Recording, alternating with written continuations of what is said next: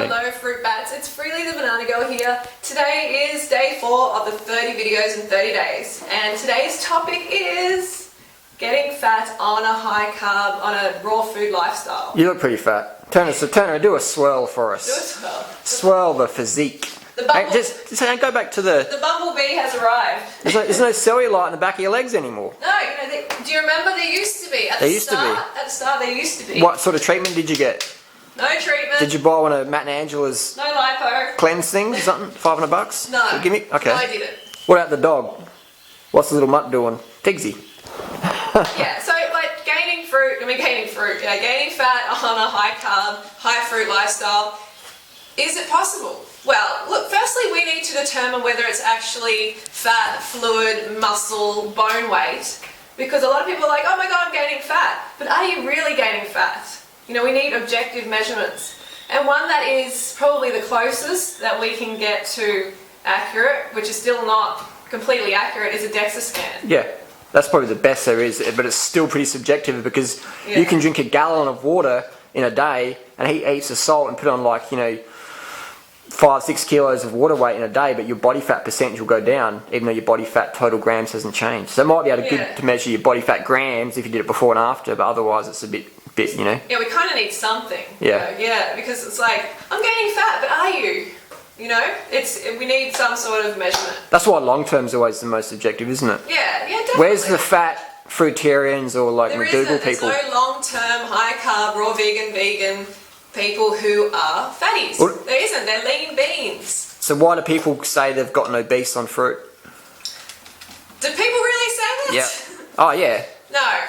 It's impossible to get obese on fruit. It is absolutely impossible. But, we need to take into account a lot of things. Like, there's so many variables that contribute to people gaining weight. Okay, there's sodium. How much sodium are you consuming or were you once consuming as well?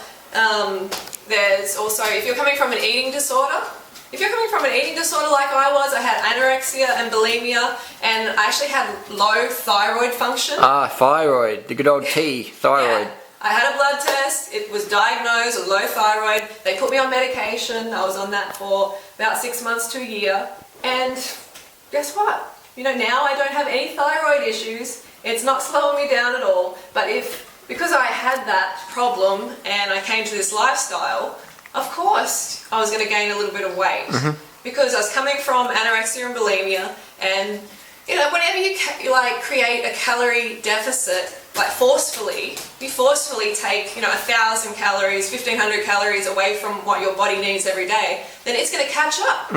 There's going to be a time where it rebounds and catches up. But is that is it the fruit making you fat? No. No. So those people with thyroid issues, which is pretty common unfortunately, I see a lot in the cycling community and that, and even myself had a few thyroid issues for a while because I was just, just doing stimulants and drugs, party drugs and shit like that, and that does have a long-term effect. On your metabolism, definitely. Yeah. And so, there's probably no people out there at all who haven't tried a diet. Yeah. Everyone's tried a diet, and most people are on a diet. Yep. At any time, they're on a diet at some stage. And I think the camera's shaking off. I'm just shaking. Cold? A little bit. Oh, he's cold. So everyone's been on a diet or they're on a diet, and then they come to this lifestyle and they start eating normally. Yeah. So their body has been yo-yoing. Yep. They've been in this yo-yo stage, and then all of a sudden they're getting sufficient calories. And their body's starting to heal. The body starts to hold on to the nourishment and the water. Hold on to the water for healing purposes. Hormonal purposes. Definitely. Beneficial. We need to go through that stage before our body balances out. I'm living proof. I was, over 40 pounds heavier than now. Yeah. Over 40 pounds, that's a lot to drop in the toilet, I reckon basically. I honestly, sincerely believe you would have become obese if you stayed on the paleo diet and all Easy. Same with me. But the thing is, we love food. You can't stay on them, can you? Because it's so low carb that you just start to go crazy and you binge out all the time. Yeah. So it's not sustainable. No. And this is a lifestyle. We have to stop treating it like a diet. We have to get alive. 2-week fad cleanse. Well, yeah, and we have to get alive, and realise that we're more than a number on the scales. That does not define us. A number on the scales or how tight our clothing fits is not what defines us. Just show us again how tight your clothing is, though. Show us I'm again. wearing this Show to us again. demonstrate that fruit does not make you fat, carbs do not make you fat. You can't hide anything. Just swirl it around, baby. We've got to show the audience. We've got to drum it into them. I feel this is necessary. We've got to, and hey, you got a bit of a gut on there. You got some food in there or something, have you? I have actually 10 bananas in here. Nice. And how many litres of water in there? A couple of litres. A couple litres. Nice physique. I've got a guts. Physique. You're Who getting is this guy? You're getting obese, mate. No more food for you. He's joking, luckily. Michelle ladies, don't Bridges, worry. 1,200 calories a day for 12 weeks. What a joke that is. I just want all the ladies out there in particular to know that I totally feel for you. I know how freaking frustrating it is to be stuck in this diet world for years and years and years, and then come to this lifestyle, maybe gain a bit of weight, and go, oh shit, you know, I'm gaining weight. Like, this isn't working. This is just like other diets. It's not. You have to go through a healing phase before your body balances out, but you will. Yeah. Trust me, you will. I see it all the time. There's no long-term, high-carb, raw vegan people. Who I don't know. Let me just say some names, and you say fat or thin, fat or slim. Yeah. Me. Slim. You. Slim. Chris Randall. Slim.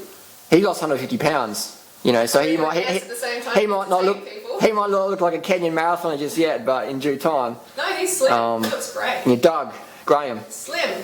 Christina, Slim. Megan Elizabeth's lost a lot of weight. Slim. Who else we got? There's a lot of people. There's a lot. Yeah. Chris Kendall. Because they're sticking You know. on. You know, you don't have to be 100% raw to be slim. Okay, you don't have to. Just you have. What? To So you can have a bit of high KFC? carb. You have to be high carb. What about vegan, the people we know plant foods. who still eat a lot of fruit, but they eat a lot of KFC and they're still fat? Well, they're not doing the program, are they? I Okay. think that's another case. I mean, definitely people do, you know, have gained weight. You know, like I did as well. But I was yo-yo. I was in yo-yo mode. You were. Absolutely. But the reality is, to be objective, after about 6 months of you being on the program, in July 2008, when I saw you again, you've been across Australia, you had changed. And then from then on, you just went down. A lot of people have been asking that. Yeah. When exactly did, you know, how long did it exactly take for the weight to come off? So it took me a good couple of years to lose, you know, the majority of the weight. And then it just started going down and down. Did you do any juice fasting or feasting to lose the weight? That's another thing. A good friend emailed me. She said, why am I putting on weight? And I'm like, I had a look at a diet. I'm like, oh, you know, you're having too many meals that are just juice for too long. What, too much sugar? No. Like, now you're in rebound mode because it's not because it's too much sugar. It's because there's not enough fibre. You're not getting enough calories. You're not getting enough sugar. So green juices. Yeah, a lot of those green juices, well, you know, they can really send you back into Slow metabolism. Slow it down to like a slug crawl. Yeah. Well, Angela Stokes, man, she's put on a lot of weight. I saw one of her video clips recently, and sort of Matt Monarch had a bit of a side of her body, and she's put on a lot of weight. Quite sad. Well, high-fat, raw, superfoods, juicy, Colostrum, I'm telling you, that dairy, stuff eggs, meat. eventually leads to weight gain. For sure. Really Eventually it will. Yeah. And So go with long term, yeah? Yeah, go with long term. Long term drug free results. And someone asked, like, when was the aha moment? You know, that high carb and high calorie vegan was the way, raw vegan. And I think it's just been a gradual thing. There hasn't really been this aha moment. Do you find that too? Yeah. I think we've just been gradually just learning more and playing with our bodies and helping so many people that it's just this gradual process. Yeah. Just like my weight has come off gradually. And you want it to be gradual. You don't want it to be... You want to shock your metabolism. this huge drop in weight. Shocking it. Because where's the positive habits being formed? There Never. isn't any positive habits. It's just this... Oh, someone's choking over there. It's like trying to steal a Porsche to own a Porsche. Yeah, It's not sustainable. That's right. Like, you want it to take time because it's going to build these positive habits that are going to be with you for life, and the weight's not going to come back. That's right. You know, I find it hard to put on weight. I'm telling you now, it's just so easy to stay lean. Good. Another thing as well, when people write, say, "Oh, put on weight," and then you check their photos, and you're like, "Oh, okay." Yeah, they're already slim. Okay, here we go. So that's probably 95% of the situation. That's right. I'd say that's 95%.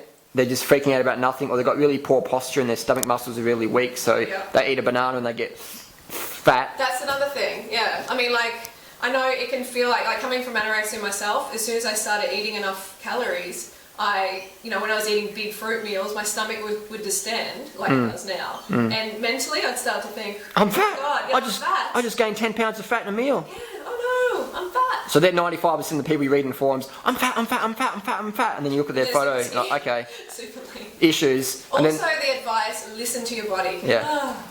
This one's a bit of a hard one, because it's all very nice to say listen to your body, and you'll eat right and everything, but it's so subjective. Most people, when they listen to their body, especially as newbies, end up binging out on KFC. For sure. Or having some junk food, some chocolate or whatever, and then you never see them again. So that's why we need calorie requirements, we need calorie recommendations, like minimums. Okay, it's not going to be for everybody, but we have observed 2,500 calorie minimum for women, like across the board. They seem to thrive at that minimum, and then they go up from there. So that's why we give these recommendations. eat as much as you want, or as We want you to little. listen to your body, of course, but people seem to enjoy being told to eat less. Yeah. What is that? I think people, they almost want to fail, so then they can say, I tried that thing, I tried it, and then I eat KFC now. Yeah. But No, you can do this.